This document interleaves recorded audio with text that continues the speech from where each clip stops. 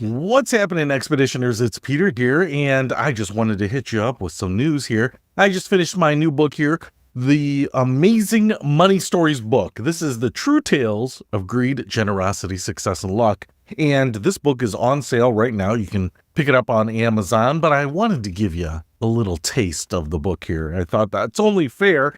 In fact, over the next few months, I'm going to give you lots of tastes. I'm going to basically read a bunch of chapters, and I'm basically going to, in every episode, read a chapter and then just tell you about how that chapter came to be. Some people want to know what goes on in my mind, probably for research purposes when I'm dead, to make sure that no one else is afflicted with my demented thinking. But I really actually enjoyed writing this book. It actually took me a lot longer than I thought. I thought it was going to be a quick book to read, and it has, I will tell you, that I was actually going to call it like 101 True Tales of Money, but I ended up doing more than 101 stories, and I was like, I don't want to gyp anyone. I don't want to rip anyone off here. So it has actually 108. So I could have said 101. When you get it, you're like, it doesn't have 101, it has 108. What a value.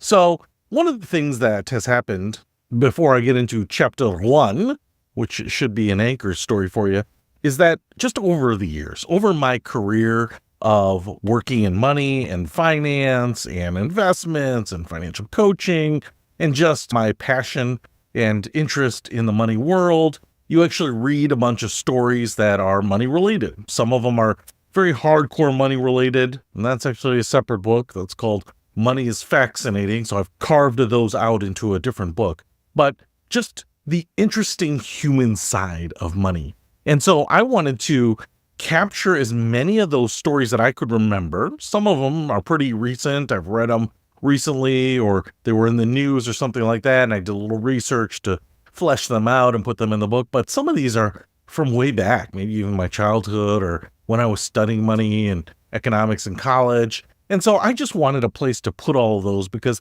I think the human element, how money affects us, what people do, and that's why it's called Greed, Generosity, Success, and Luck, because a lot of these stories are not friendly stories. They are not stories that you want to live up to. A lot of these stories are people that had a lot of money and found their way into crime or a life of crime or hurting people or going broke. Some of these are just heartwarming stories of people who never thought they'd have money and then figuring out a way to stumble into it, or unexpected success. And some of these are just plain luck. And a lot of these are pull at your heartstrings because of people who had maybe a little money, not a lot of money or whatever, and what they did with it was really momentous. There's a lot of people out there that don't get the accolades that they probably should, even though they've really sacrificed everything they had for the good of humanity, for their communities, for their friends and family. So wanted to put those all in the book, and I wanted to keep them short. If you are a fan of old radio, I loved Paul Harvey back in the day, the interesting stories that he would tell and the twist endings. He was like the original M. Night Shyamalan. I really wanted to do something like that. And some of these stories are a little bit like that. Maybe the setup is a little ambiguous and then you get hit with that ending, which is something like, you're like, oh, I didn't know that. But in the interest of not trying to force some of these stories and trying to lead you down paths that aren't super obvious, I just wanted to tell some of these stories and not necessarily have twists, just some of the stuff that you probably didn't even think about that you didn't know. So with that, I will just say that some of them are just, I tell you who the main character is and just try to give you a little backstory that makes it interesting. So if you do want to pick up this book, it's available in paperback and an audiobook, so you can certainly do that. But like I said, over the course of the next few months, I'm just going to read you the chapters, so you can definitely check out the book from here. But if you want to get them all for that road trip, I tell you what, this is also a perfect book for being a bathroom companion. You're going to go into your bathroom and spend 5, 6, 7 minutes. You can crack out a couple of these stories and some other stuff. But basically, they're just all encapsulated. They're not related to each other. Every chapter is one story in just a couple pages. They don't have to be super elaborate. With that being said, with the stage being set, let us enter with the first story here. And I've titled this one, A Swell Time. In the late 1970s, a young entrepreneur named Richard Branson found himself on a quest to win the heart of a beautiful woman. Little did he know that his pursuit would lead him to an unexpected love affair with a Caribbean paradise known as Necker Island. At the time, Branson was far from the billionaire he is today. As the founder of Virgin Records, he was still trying to make his mark in the music industry. So when a realtor offered him an all-expenses-paid trip to the British Virgin Islands, Branson saw an opportunity to impress his new love interest. The catch? He could only bring one guest. Ever the romantic, Branson chose the object of his affection to join him on this tropical adventure. As the helicopter soared over the crystal-clear waters and pristine beaches of Necker Island, Branson was captivated by the 74-acre hideaway untouched beauty. But his heart skipped a beat when the realtor revealed the asking price, a cool $6 million. Desperate to impress his companion, Branson made a bold move. He offered the highest amount that he could afford at the time, $100,000. The realtor, unimpressed by the lowball offer, left the couple to fend for themselves on the journey home. But fate had other plans. A year later, the realtor reached out to Branson with some surprising news. No other offers had been made on Necker Island. After some negotiations, Branson managed to secure the island for a mere $180,000, a fraction of the original asking price. Over the years, Branson poured his heart and soul into transforming Necker Island into a luxury retreat. The great house underwent a stunning remodel, boasting a spacious master suite and an array of recreational activities. From kite surfing on the white sand beach to ziplining from the great house to the shore, Necker Island became a playground for the wealthy and the adventurous. But the island held a special place in Branson's heart for another reason. In 1989, he married the woman who accompanied him on that fateful helicopter ride years earlier. Joan Tump Branson became his bride in a ceremony held on the shores of Necker Island. Today, Necker Island stands as a testament to the power of serendipity and the enduring nature of love. What began as a whimsical attempt to impress a girl turned into a lifelong romance, not just with a woman, but with a piece of Caribbean paradise that Branson now calls home. So that is chapter 1 of this book, A Swell Time. There's a little play on the swells of the ocean. If you ever own an island, you'll see those. I don't see them on my island because my island is just a flooded part of my yard when it rains hard. But the story that I wanted to put in there is because I had actually heard of that story a long time ago, and I didn't realize exactly how much he paid. But there are a number of stories where people who have resources, have great opportunities, great credit or whatever, are able to capitalize on some just incredible deals, right? To buy a pristine 70-acre Caribbean island for $180,000, I get it. It was back in the 80s, and not everyone could do that. But we have people buying vacation homes and cottages for $400,000 or $500,000. I'm not doing that. But what I really was interested and surprised about is now, I don't know what Necker Island goes for, but I would say hundreds of millions of dollars, maybe $1 billion, whatever. But certainly millions of dollars. What I like about this story is that it's not just about Richard Branson, who is a guy I've been following for many years with Virgin Atlantic and then even Virgin Galactic, and just his ambition, but yet also the ability of him to stay relatively down to earth, unlike a lot of other billionaires, okay?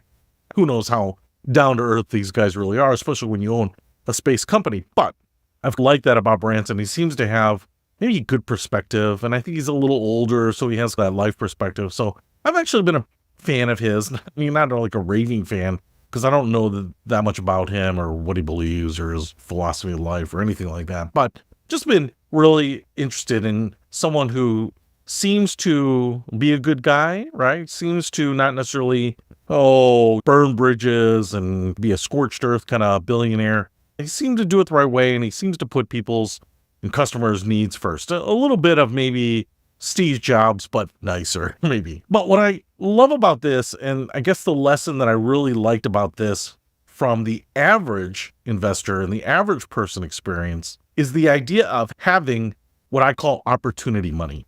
And it's one of these things where I talk about when I work with people and they have access to a line of credit, or they have access to apply for a line of credit. And I did this too.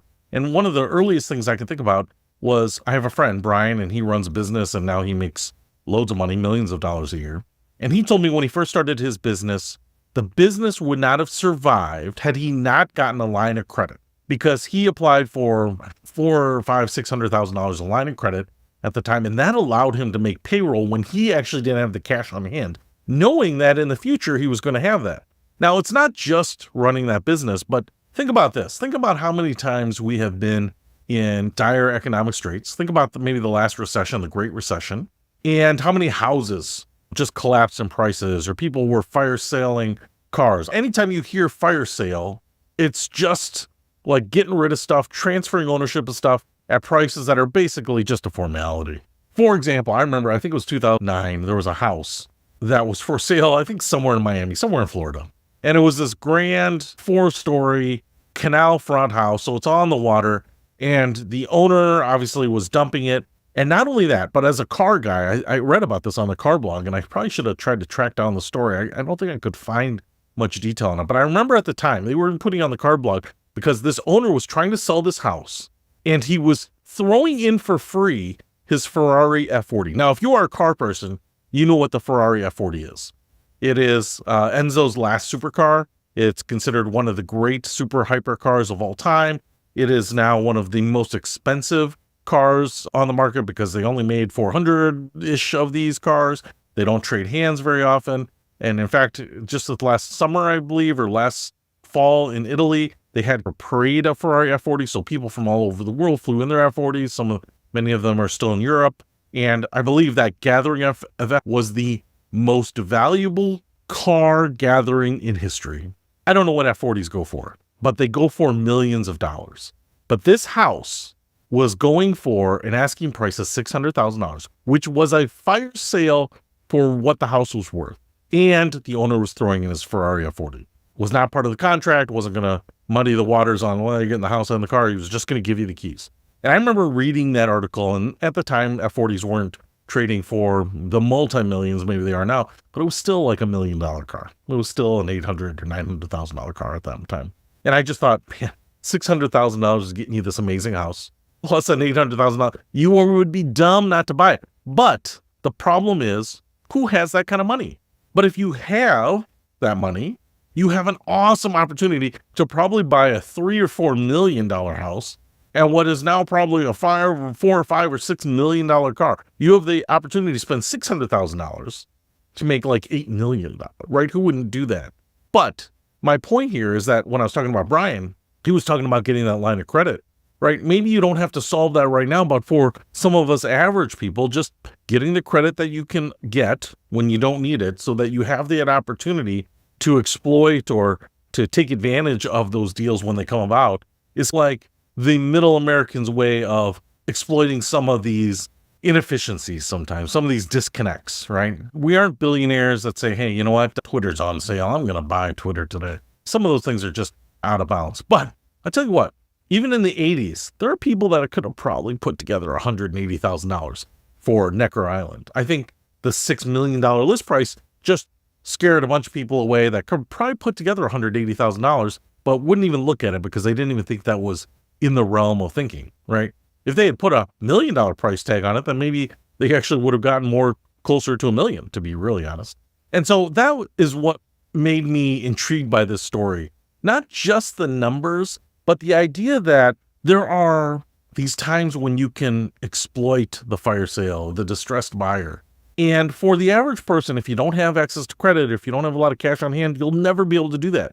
In fact, most recently, and I didn't put this story in there, but it's the AT&T tower, I believe, in St. Louis. Did you see this? It sold for almost $250 million a decade ago. It sold for $4 million recently in auction, went bankrupt. $230 million to $4 million. There are vacation homes up in Traverse City that are more than $4 million. There are homes a couple blocks over that are more than $4 million. To get a 60-story building for $4 million kind of blows my mind. And that's what this falls into, is that category, that sometimes there are just amazing deals. And most of us average people won't ever hear about them. But if you do stumble across them, and this kind of falls in the category of it's too good to be true, it's probably not true, but there are these amazing deals sometimes. And if you not only stay tuned to hearing them, but if you have the capital or the credit to be able to exploit them, take advantage of them, then that can put you in a really great financial situation. Just one of these deals could be enough to set you up for life, right? Obviously, Branson wanted it as a playground, as a home. Who wouldn't if you could? But my point here is that maybe the recession comes around and you've been looking for a minivan and they're $48,000. They are. Oh my gosh, the Kia Carnival and the Toyota Sienna and the Chrysler Pacifica. These are $50,000, $60,000 minivans. But I tell you what, if someone down the street was trying to unload one of these minivans that's now worth me, let's call it $35,000, and they just wanted $8,000 or $9,000 or $10,000, that'd be a great deal. That'd be a great deal. Possibly sell that thing maybe as the economy recovers for $20,000 or $30,000, right? I'm just making up numbers here. But if you have that money, if you have that credit and can do it, yeah, you could take advantage of that and potentially put some money in your pocket later. You could be that Richard Branson. So anyway, it's a true story that I really thought was interesting, but it's a true story that I think also gives us some lessons for ourselves. So that's why I picked it. That's why it is story number 1, a Swell Time. If you want to pick up true tales of greed, generosity, success, and luck, then please click on the link below, and hopefully you will enjoy it. That's it for now. I'll see you later.